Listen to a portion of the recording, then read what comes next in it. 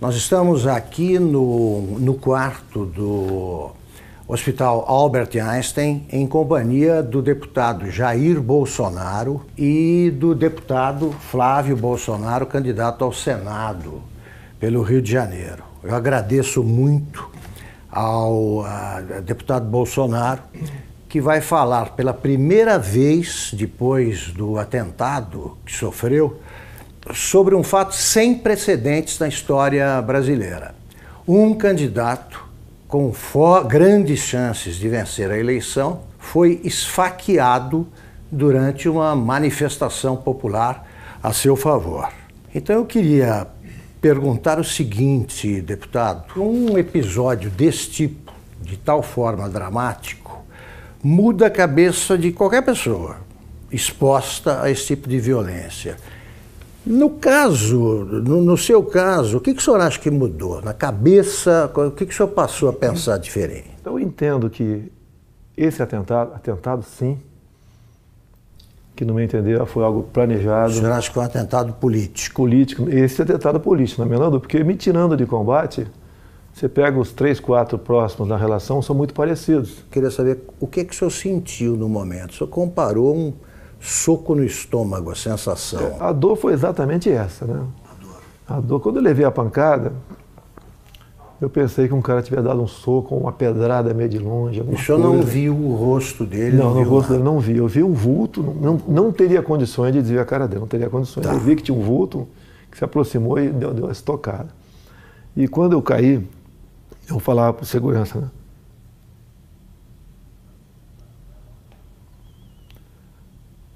Foi uma porrada no estômago. Porque eu olhei aqui, levantaram a camisa, tinha um cortezinho, mas não sangrava. Foi uma porrada no estômago. Começou a passar o tempo, igual aquela bolada que tirava no futebol. E a dor não passava. E eles já estavam, os seguranças foram excepcionais, né? Os colegas meus da Polícia Militar, da Polícia Federal, tinha mais gente de outros órgãos, com toda certeza. Me levaram rapidamente para o hospital. Bem, o que eu fiquei sabendo lá no hospital? Na Santa Casa de Juiz de Fora.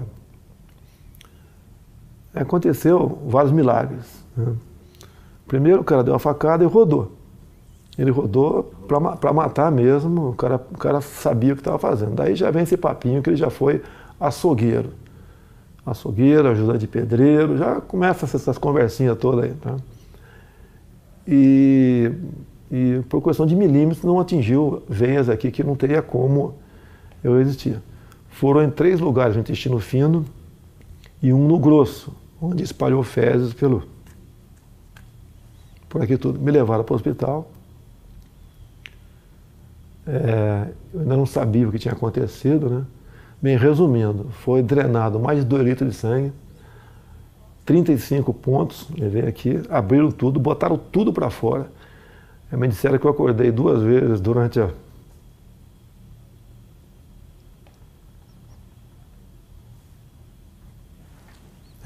cirurgia, mas eu não estava sentindo dor, nada. E depois fiquei sabendo, quando eu acordei, que, não sei se era noite ou madrugada, eu estaria sendo transferido para cá, para Alberto Einstein. O senhor chegou a perder os sentidos lá? Não perdi os sentidos lá. Não perdeu os sentidos? Nem até chegar ao hospital. Era uma dor de uma pancada no estômago insuportável. O senhor teve medo de morrer? Sempre existe esse temor. Digo mais, não é por mim. Em quem o senhor pensou? Em primeiro lugar, na minha filha, de 7 anos de idade. O senhor pensou nela, tem 7 anos. Ela, inclusive, me inspira na política, né? E, logicamente, depois da minha família como um todo. E sempre avisei a minha esposa que, desde o evento até hoje, está do meu lado, aqui em São Paulo, que poderia correr esse risco. O senhor achava que podia... Existia essa possibilidade, tá certo? Porque eu estava abusando, né? Que se você vê as tomadas de aeroporto, muita coisa poderia acontecer. E eu falava para o pessoal de segurança do meu lado, que essa possibilidade ia se aumentar a partir do momento que a minha popularidade ia crescendo. Porque eu estou crescendo da onde, Augusto? Qual é o tamanho do meu partido? Qual é o nosso fundo partidário? Eu costumo dizer, é verdade, quer ver? Você pontou aqui, tem 10 pessoas, 15 que trabalham comigo, a maioria voluntários. A minha equipe de política, ela é menor que a equipe da Polícia Federal, que por lei está à minha disposição. Deputado, o senhor acha que o autor do atentado, o Adélio Bispo de Oliveira, agiu sozinho? Eu acredito que não. Ele não é tão inteligente assim, não. Né? Com um ato como aquele, a tendência natural é ser linchado. Então ele foi para cumprir a missão, quase que na certeza que não seria como. Teria gente ao lado dele.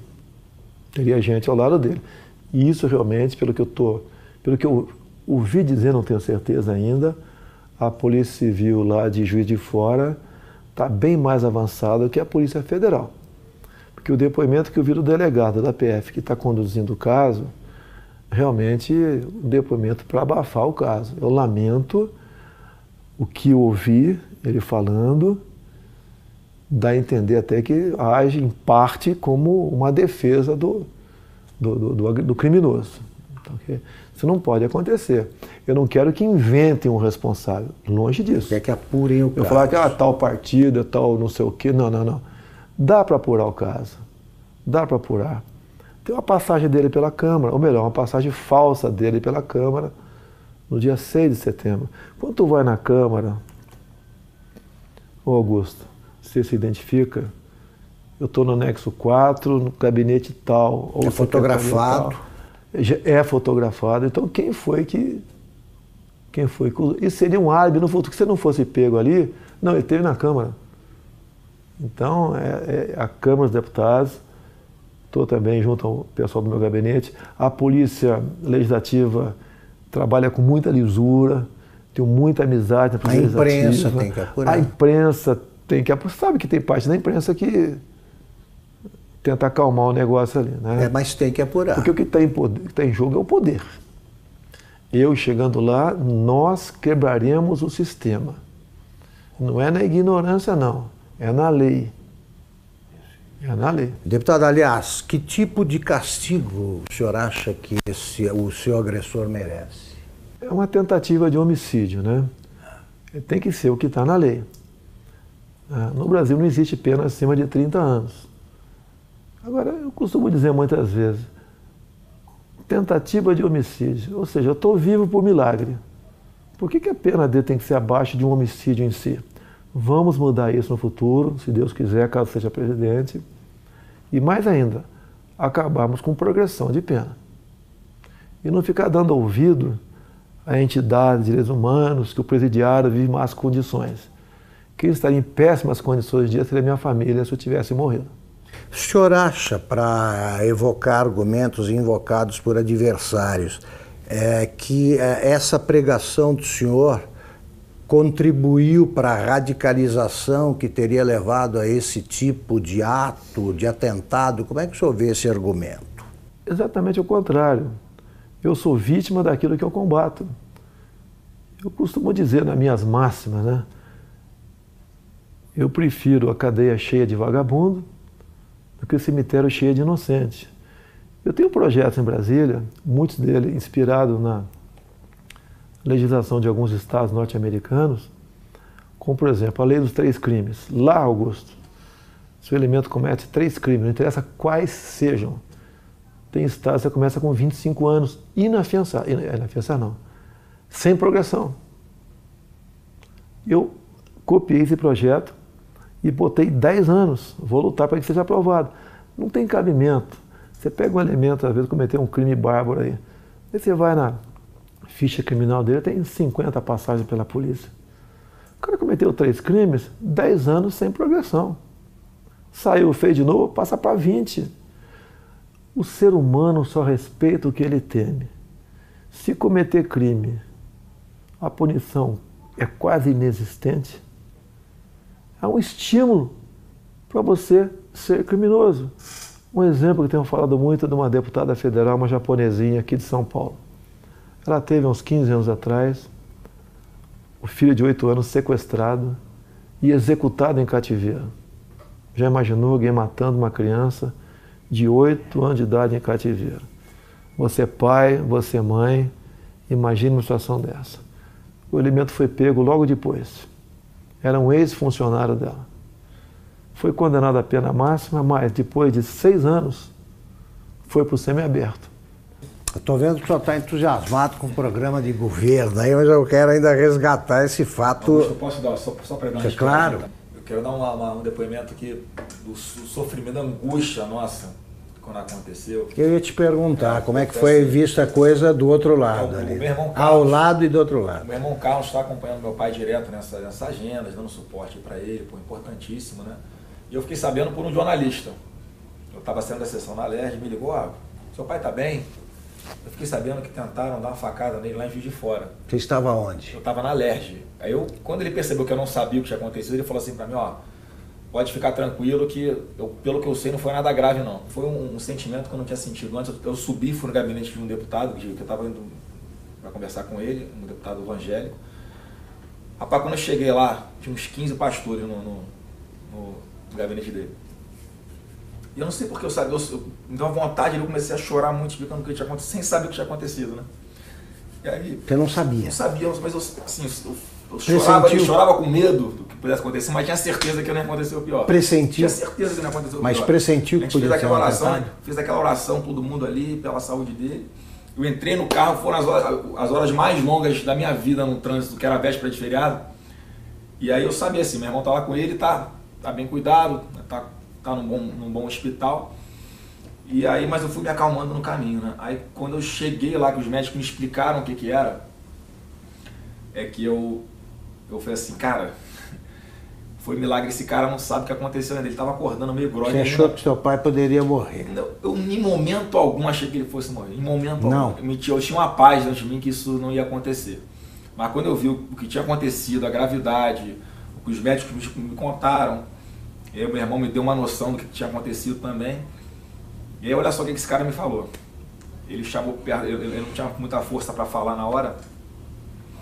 E aí ele me chamou pertinho da boca dele assim, né? Encostei o ouvido nele. Não foi com essas palavras, foi assim, se deram mal, tô vivo. O cara no momento desse não tá pensando na saúde dele, tá pensando no todo, no que ele representa. Então, eu tenho cada vez mais orgulho dele. Muito. E agora tá aliviado. É um choro de alívio, né? E certeza de que Deus está preparando uma coisa muito grande para o nosso Brasil e tá usando o cara aí. Com certeza. Deputado, o senhor costuma ser apresentado assim pelos adversários como um risco à democracia, né? Eu gostaria que o senhor dissesse o seguinte, quer dizer, a democracia, o senhor vai defender a democracia acima de tudo? Que recado o senhor dá para quem duvida que o senhor seja um admirador do regime democrático? Esses caras que falam que são um risco para a democracia, na verdade, são um risco aos esquemas dele. Não vai ter mais indicação para BNDES, Banco do Brasil, Caixa Econômica, Banco da Amazônia, Banco do Nordeste, com esse critério. Botar lá a indicação de um amigo para que use essas instituições em causa própria. Isso vai deixar de existir. O exemplo mais claro foi o BNDES. Todo mundo sabe o que aconteceu lá. Então eu sou um risco, sim. Eu não sou um risco àqueles que vivem pendurados em estatais do governo. Nós temos em torno de 150 estatais. Conversei com o Paulo Guedes, que rapidamente... Vai privatizar estatais. Eu falei, Paulo Guedes, nós vamos priorizar um estudo muito acurado, não vamos fazer injustiça com ninguém. Mas algumas serão privatizadas, certamente. Vou dizer muitas. Tá? No governo do PT, umas 50 foram criadas.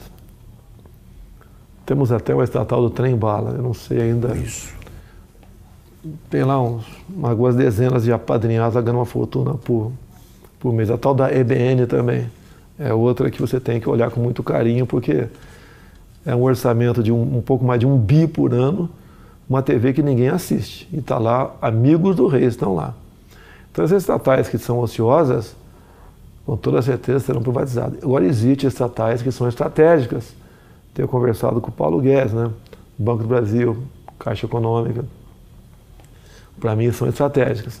Então isso daí estão fora de cogitação. E mesmo assim, temos outras, você tem que ver o critério, o modelo para privatizá-la. Não é jogar para cima quem pegar pegou. Tem que examinar. E uma grande preocupação que nós temos.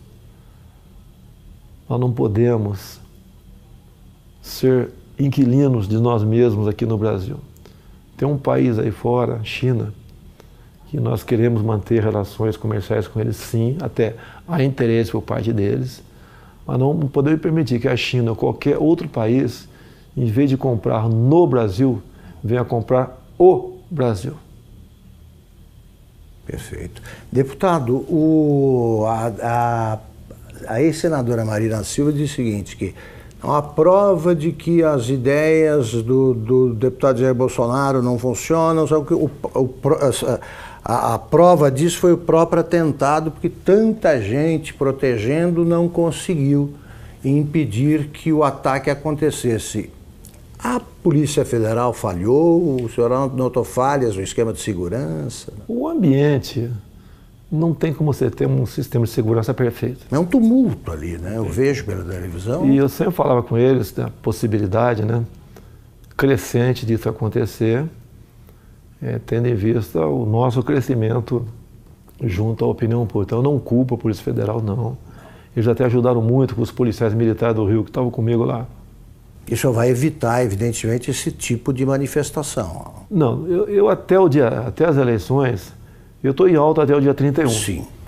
E a recomendação, eu não posso sair de casa. Se eu levar um esbarrão na rua com a situação que eu estou aqui, pode botar tudo a perder. Então eu não posso ir para a rua, realmente. Eu peço a compreensão dos amigos. Pretendo, a partir do dia 1º, agora, em todo o horário eleitoral gratuito, fazer uma live e conversar com o pessoal sobre as eleições.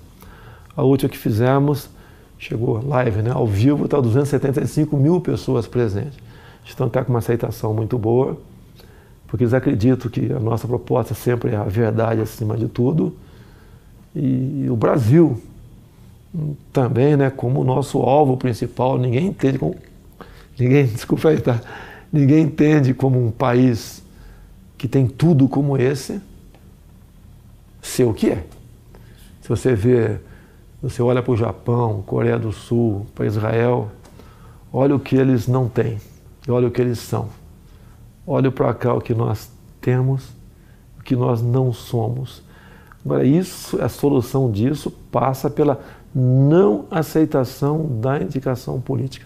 O senhor pode chegar à presidência sem equipe e sem gente até para compor o ministério. O senhor vai aceitar a adesão o que o senhor vai estabelecer como pré-requisito para aceitar o apoio de outro partido?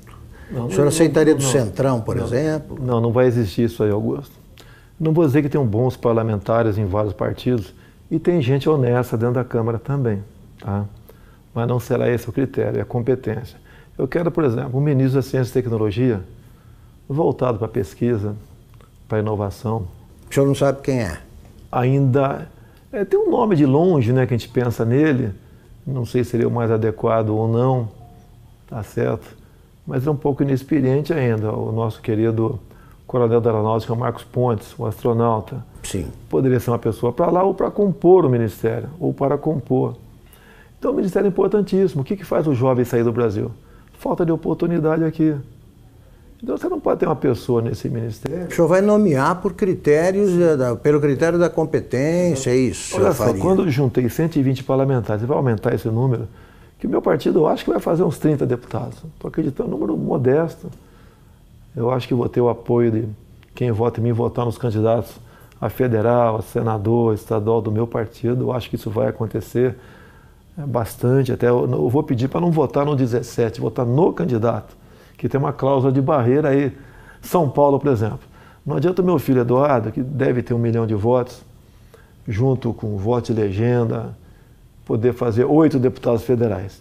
Esse federal tem que ter 30 mil votos, senão não tomam posse. Então ele tem que votar no candidato, e não no 17. Eu posso não ser o ideal, nem teremos nunca um ideal. Mas eu acho que o remédio para o momento, tendo em vista aos demais candidatos que estão aí, seria eu, não teria outro remédio no momento. Para a gente buscar o ponto de inflexão e fazer uma política de verdade no Brasil. E essa maneira de não aceitar indicações políticas, como tenho conversado com parlamentares, é uma maneira de resgatar, buscar o resgate da credibilidade do deputado. O senhor não vai aceitar. Não tem como aceitar. Você pode ver. O Onyx Lorenzoni, por exemplo, no meu entender, seria um excelente chefe da Casa Civil, mas não é indicação partidária, mérito dele. Ele vestiu essa camisa comigo, tá ok? Ele também passou por um momento difícil a vida dele, não questão de saúde, né? Então é uma pessoa que é adequada para estar lá. Não é que a gente vai dar as costas para o parlamento, não quero papo com ninguém, não, nós queremos atender o parlamentar. Uma das coisas que o parlamentar sempre reclama em Brasília, o orçamento para as emendas individuais, ele é impositivo. Vai ter que sair, Augusto. Antigamente, ele não era impositivo, né? Era autorizativo. Daí o governo chantageava. Queria aprovar algo salgado, chamava a bancada que interessava e liberava recursos. A imprensa divulgava aquilo com o maior estardalhaço e com razão. Quando aparece alguém que fala que quer acabar com isso, a grande mídia não dá bola para isso aí. Então o que os parlamentares querem? Vão ter suas emendas liberadas o mais rápido possível, porque ou muda a lei ou eu libero. A liberação, então, não vou querer chantagear parlamentar para nada. Perfeito. Deputado, vamos encerrar a entrevista até por cuidados médicos. A senhora ainda está convalescendo, está em boa forma, mas convalescendo. Eu queria terminar perguntando o seguinte, o senhor acha que o Brasil, hoje, de modo geral, precisa se tornar mais tolerante? O ambiente está muito radicalizado. Que recado final o senhor dá sobre esse quadro brasileiro? Eu vou falar o Brasil. Há uma certa potencialização em cima disso também. É a pregação da luta de classe imposta pelo PT. Tá? Agora, logicamente, isso vai da educação do povo, né? A nossa educação leva para, quanto melhor for, leva para o fim da intolerância. Fim da intolerância. Isso é natural. As provas internacionais do PISA, entre outros aqui, você vê que o Brasil não vai bem na educação de há muito tempo. Você tem que investir nisso para jogar na ponta. Tá? Agora, da minha parte, eu nunca preguei ódio. Eles dizem que eu prego ódio. Você não... Eu vi uma matéria dizendo, o Bolsonaro agride gays, negros, mulheres. Me aponte um áudio meu agredindo quem quer que seja. Uma imagem minha agredindo. Jogam e eu tenho que me explicar a vida toda sobre isso aí. É a minha família, minha nova família. Estou indo para 11 anos de casado com a senhora Michele. O pai dela é o Paulo Negão. Nossa família. E 11 anos atrás ninguém falava em Jair Bolsonaro. Era apenas uma figura lá do baixo clero que dava umas caneladas na Câmara lá. Deputado, muito obrigado pela entrevista. Eu quero agradecer a todos vocês, em especial Augusto Nunes nesse momento, a população pela confiança, pela simpatia, agradecer pelas orações, vocês foram excepcionais. Realmente os médicos dizem que eu estou vivo por uma obra de Deus, um milagre aconteceu. E vamos juntos mudar o destino do Brasil. Tá ok? Eu sei que existem milhares de pessoas pelo Brasil melhores do que eu. Mas no momento você tem aí, se não me engano, 13 candidaturas, não é isso? Isso. Você não foge, você não pode votar no Augusto Nunes, você não é candidato. Você tem 13 nomes aí. Analisa, não se abstenha, não se omita. Eu sei que você está muito decepcionado com política, mas a chance é essa. Se continuar alguém do Centrão ou do PT, você sabe qual é o destino. Estamos exatamente no mesmo barco. Vamos mudar o Brasil, sim. Acredito em Deus, acredito em você, acredito no potencial do ser humano brasileiro e acredito que juntos, unindo o Brasil, sem essa história de divisão de classe, jogar cor de pele para um lado, outra cor do outro, opção de um lado, não sei o quê, gênero. Vamos unir o Brasil. Na economia, vamos desburocratizar, desregulamentar. A proposta do Paulo Guedes do imposto de renda, até falei, está sendo ousada. A proposta dele é a seguinte: quem ganha até 5 salários mínimos não paga imposto de renda. E dali para frente, uma alíquota única de 20%. A União perderia arrecadação, sim. Mas o gás que você daria para as empresas, para os comerciantes, produtores rurais para empregar gente, desonerando a folha de pagamento, compensa muito. A Inglaterra fez um plano semelhante há 20 e poucos anos atrás. Com o Trump agora ele fez a mesma coisa. Se não me engano, está baixando para 20% o imposto das empresas, né? Isso. Então, deu certo. Não precisou mais exportar empresas para país vizinho mais ao sul ali para produzir alguma coisa. As empresas estão voltando para os Estados Unidos e vamos mexer na economia nessa hora, sem sacrifício para ninguém. Se o alíquoto de 20% estiver alto para alguns, eu converso com o Paulo Guedes. O Paulo, em vez de ser acima de 5, 20, até 10, 15, dali para frente, resolve essa parada aqui. Eu só falei uma coisa, Paulo, no final eu quero uma coisa, que a União arrecade menos. Muito bem, muito obrigado, deputado. Obrigado, deputado Flávio.